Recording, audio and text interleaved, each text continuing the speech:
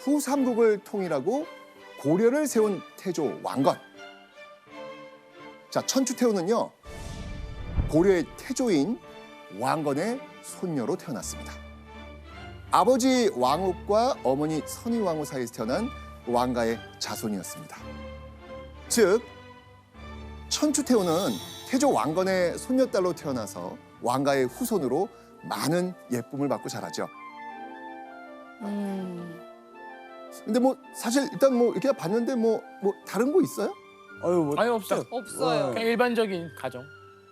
자, 그런데요, 지금 시선에서 보면요, 여기에 너무나도 충격적인 비밀이 숨겨져 있습니다. 보시죠.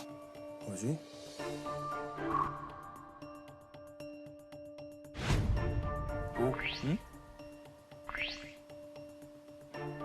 뭐야? 아니 이게 이러면 안 되잖아요. 아들하고 딸하고 결혼한 거예요? 이러면 안 되지. 정답. 조나단 지금 이해를 못하고 있어요, 지금? 무슨 말이야? 그러니까 천추태후의 아버지 왕욱과 어머니 선의왕후가 모두 태조 왕건의 자식. 자식이라는 거예요. 어떻게 그렇게 됐지? 즉, 왕건의 아들, 딸이 근친혼을 통해 가지고 천추태후를 낳은 겁니다. 아하. 와, 이래도 되나요? 안 되잖아. 아니 그게 지금의 시선으로 거기를 지금 바라보시면 이해가 안 돼요. 안 되죠. 우리 고려가 가야 그냥 돼. 고려 그 자체로 받아들이시면 되는 거예요. 교수님, 그 고려에서는 이렇게 근친혼이 가능했던 건가요? 왜 그런 거죠? 네, 고려 왕실의 근친혼은 신라 풍습의 영향을 받은 것인데요.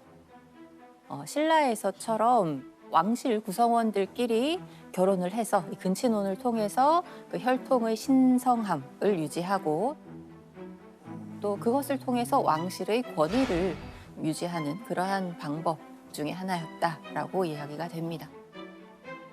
실제로 고려 국왕이 몽골 공주와 통혼하기 전까지는 대체로 근친혼을 통해서 태어난 태조 왕건의 후손들이 왕위를 계승했습니다.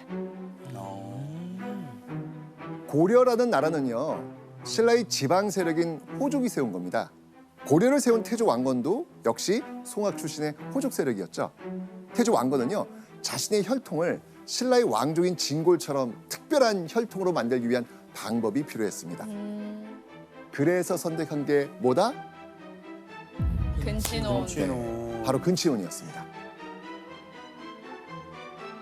자, 그렇게 시간이 흘러서 천추태후가 13살이 되던 976년의 어느 날이었습니다. 자, 이 고려의 수도 개경이요, 시끌벅적해집니다. 고려 왕실에 엄청 경사스러운 일이 벌어졌거든요. 엄청 경사스러운 일. 대체 무슨 일일까요? 바로 이 천추태후의 결혼식이 열리는 날이었습니다. 오. 자, 그렇다면 천추태후와 결혼식을 올린 사람 누구일까요? 그 사람은 고려의 제5대 왕 경종이었습니다. 그런데 천추태후와 경종은 무슨 관계일까요? 자, 역시 마찬가지로 제가 가계도를 통해서 확인해 네. 드리겠습니다.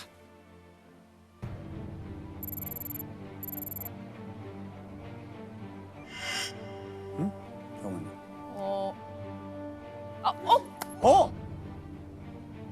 손자, 잠깐만요. 손녀가 결혼한 거예요? 그렇죠. 손자, 손녀, 딸이라고 했으니까 두 사람은 바로 사촌 관계였습니다. 와. 13살이 된 천추태후가 고려 왕실의 관례대로 21살의 사촌 오빠 경종과 근친혼을 한 겁니다. 와. 자, 그런데 두 사람의 결혼식에는요, 주목해야 할 점이 또 있었습니다. 진짜 지금으로선 절대 상상할 수 없는 충격적인 일이 동시에 벌어집니다. 보시죠. 오, 결혼식. 경종의 천추태후 결혼식. 네. 네. 경종. 왜요? 두 명이잖아요. 어? 이상한데 뭐가?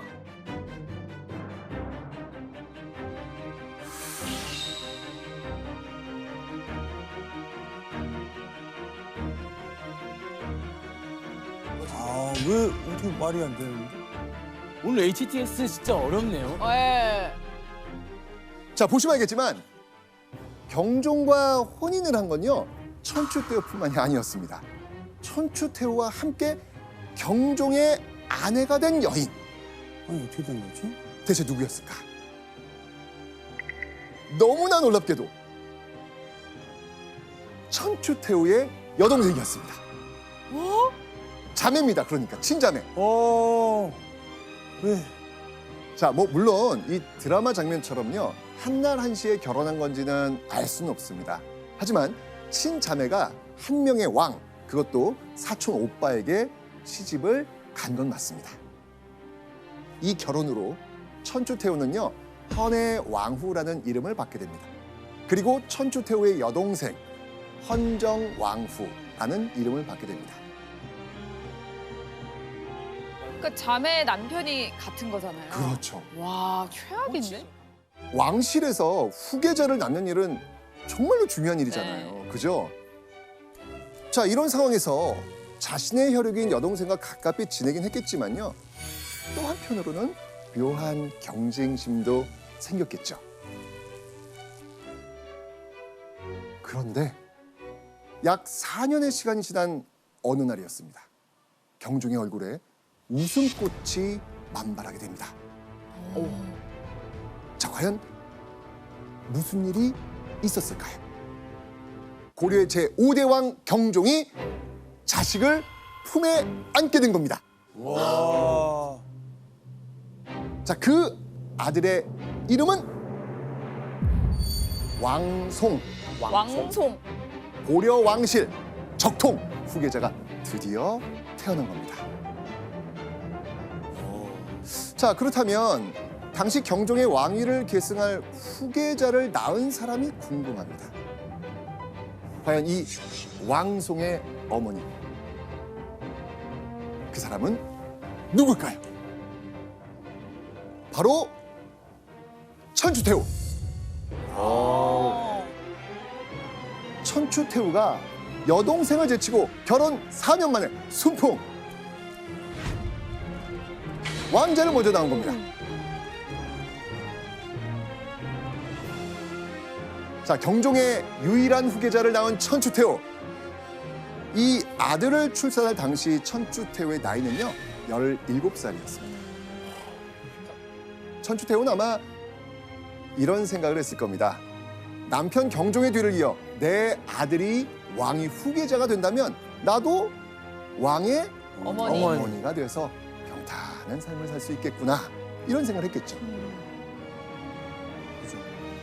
자, 이제 천추태후에 펼쳐진 건 오로지 꽃길뿐 아닐까요?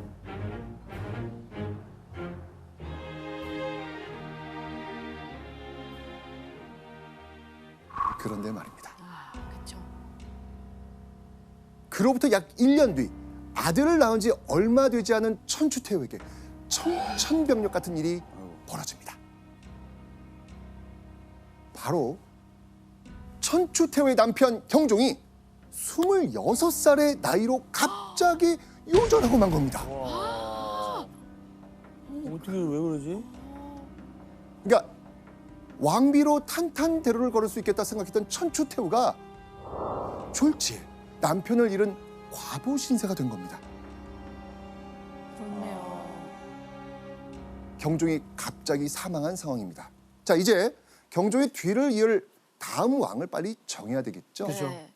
경종에 이어서 고려의 제6대 왕이 된 사람, 과연 누굴까요? 바로 이 사람입니다. 성종. 자, 그렇다면 천추태후의 아들이자 경종의 유일한 후계자였던 왕송, 그 왕송이 고려의 새로운 왕이 된 것일까요? 그랬을 것 같은데요. 저는 아니었습니다. 고려 제6대 왕이 된 건요, 다름 아닌 천추태후의 친오빠 왕치였습니다. 왜냐면요, 이때 경종과 천추태후의 아들 왕송의 나이 몇 살이었을까요? 한두 살, 한두 살. 두 살. 네, 고작 두 살. 살. 두 살. 아들의 나이가 어려도 너무 어렸기 때문입니다. 네. 게다가요, 천추태후의 오빠 왕치, 이 왕치는요 당시에 학식도 높고요 현명하기로 아주 소문이 자자했거든요. 그래서 고려 초기 안정적 국정 운영을 위해서 경종도 왕치에게 왕위를 물려주기로 한 겁니다. 자, 그렇다면 이때 천추태후 심정은 어땠을까요? 천추태후 입장에서는 왕이 좀 오래 살아 있으면서 아들이 물려받길 바라지 않았을까요? 그렇죠. 그러니까 아들이 너무 어려가지고 왕위를 물려주지 못한 건 뭐 이해할 수 있을 것 같아요. 그죠? 하지만 차기 왕이 될 수 있었던 아들과 자신을 남겨둔 채 갑작스럽게 죽어버린 남편. 천추태후는 이런 남편 경종이 참 야속하다, 이런 생각 들지 않았을까요? 그렇죠. 이제 전쟁이니까 이제 좀 그런데요, 천추태후가 또 한 번 씁쓸한 마음을 삼켜야 할 일이 생깁니다. 친오빠 성종에게 엄청난 소식을 들었거든요. 어떤 소식이었냐면 천추태후에게 친오빠가 성종이 네. 궁 밖으로 나가라는 이야기를 합니다. 자, 그런데 천추태후에게는 누가 있다? 아들. 누구? 왕송. 네, 갓 태어난 아들 왕송이 있었잖아요. 네. 아들을 두고 가거라. 진짜? 맞습니다. 왜? 맞습니다. 천추태후는요 홀로 궁을 나가야 했습니다. 왜냐하면 오빠 성종이 천추태후가 낳은 금쪽 같은 아들 왕송은 궁에 두고 나가라고 했기 때문입니다. 근데 좀 너무한 거 아니에요? 그러니까요. 왜 그러지? 당시 천추태후만 궁 밖으로 나가게 된 것은 아니고요. 그 여동생이었던 헌정 왕후도 궁 밖으로 나가서 그 사가에서 거처를 하게 합니다. 두 명 다? 예, 예. 뭐지? 그래서 사실 경종의 부인들이 궁 안에서 함께 살기는 어렵지 않았을까라고 생각이 되죠. 그런데 그 왕송을 궁 안에 남겨두라고 한 것은 당시로서는 왕위 계승 서열상 가장 1순위였기 때문에 아들은 궁 안에서 기르도록 한 것이라고 생각이 됩니다. 자, 그러니까 천추태후가 왕의 여인으로 또 왕의 유일한 후계자를 낳은 어머니로 보장받을 수 있었던 미래를 한순간에 모두 잃게 된 겁니다. 게다가 아들조차도 자기 손으로 키울 수 없게 돼버린 것이죠. 친오빠는 왕이 됐지만 여동생 천추태후는 모든 것을 잃게 된 겁니다.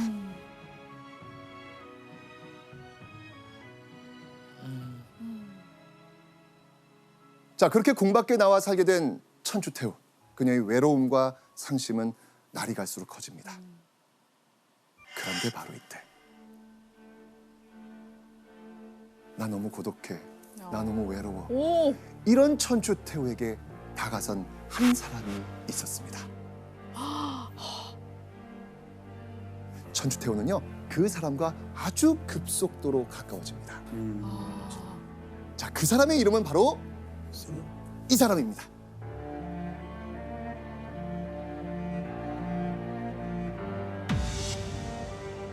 김치양.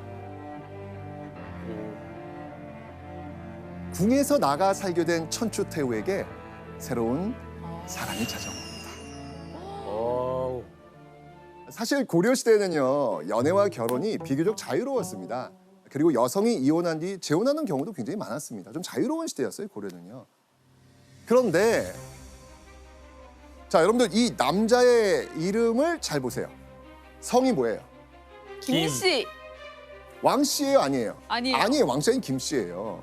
왕실 여인의 경우 왕씨가 아닌 남성과는 관계가 허용되지 않았습니다. 아, 위험해. 게다가 왕족이었던 천추태와는 달리요. 이 김치향은요. 제대로 된 관직도 얻지 못한 그냥 평범한 집안의 남자였습니다. 그러니까 이 김치향과의 사랑은요. 고려 시대 때는 절대 용납될 수 없는 위험한 사랑이었던 겁니다.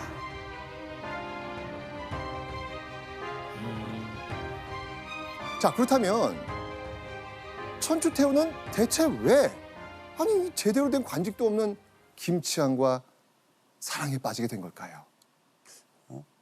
아, 약간 그 마음이 되게 허했을 거 아니에요. 맨날 걱정되고. 그래서 절을 많이 다녔어요. 근데 그래서? 김치향도 이제 절에 갔다가 요즘 왜 이렇게 자주 오십니까? 하고 이제 이렇게 속 얘기도 듣게 되고 알고 보니까 이렇게 또 사랑으로 또 발전한 게 아닌가. 그 예전에 좋은 말하는 그 각본이다. 교회 오빠 같은. 교회 약간 저로빠. 졸업바, 교회 오빠 졸업바. 저로빠였던 거죠. 예. 자, 말씀드리겠습니다. 천추태후는요. 남편도 잃고 자신이 낳은 아들도 오빠에게 빼앗긴 채 궁 밖에 나가 지내고 있었습니다. 말 그대로 수족이 모두 잘린 상황이었죠. 자, 이때 천추태후에게 필요한 게 뭐였을까요? 의지할 곳. 네, 맞습니다. 진짜 외롭고 고독하잖아요. 네. 이럴 때는 자신의 마음을 털어놓고 자신의 편이 되어줄 수 있는 그 누군가의 따뜻한 손길이 필요했을 겁니다. 김치향은요, 천추태후의 외족, 즉 외가 친족의 인물이었습니다. 어린 시절 서로 간의 교류가 있었을 수도 있지 않았을까라는 생각이 드는 것이죠. 그래서 천추태후가 자신이 머무는 곳으로 이 김치향을 불러들이지 않았을까라는 생각을 하게 됩니다. 자, 새로운 사랑에 빠진 천추태후. 마냥 행복하기만 했을까요? 조심스럽죠. 그렇죠. 만약 천추태후가 왕족이 아닌 김치향과 사랑에 빠졌다라는 이 소문이 오빠 성종의 귀에 들어간다. 어떻게 되겠습니까? 이걸 명분 삼아서 또 뭔가 더 멀리 내쫓으려고 했을 수도 있잖아요. 네. 전 왕비이자 왕자의 어머니인 천추태후가 외간 남자와 사랑에 빠졌다? 이런 춤은 돌면 안 됩니다. 자, 그래서 천추태후와 김치향 두 사람은요, 이 주변 사람들의 그 시선을 피하기 위해서 아주 특별한 방법을 씁니다. 김치향이 가짜 스님 행세를 한 거예요. 네. 와, 사랑을 위해 진짜 와. 자, 고려시대 때 불교는요, 국가에서 또 민간에서도요, 매우 중요한 종교였습니다. 그래서 당시 승려는 많은 사람들로부터 정신적 지도자로 추앙받고 있었거든요. 사람들은 아이고 남편도 잃고 또 자식까지 떼어놓은 채 궁 밖에 나와 살던 이 천추태후가 이 마음의 안정을 얻기 위해서 스님을 만나고 있구나 라고 생각할 수 있잖아요. 김치향의 승려 행세는요, 그래서 사람들의 눈을 피하기에도 또 왕실의 소문이 퍼지는 것을 막기에도 여러모로 안성맞춤인 위장술이었던 겁니다. 와.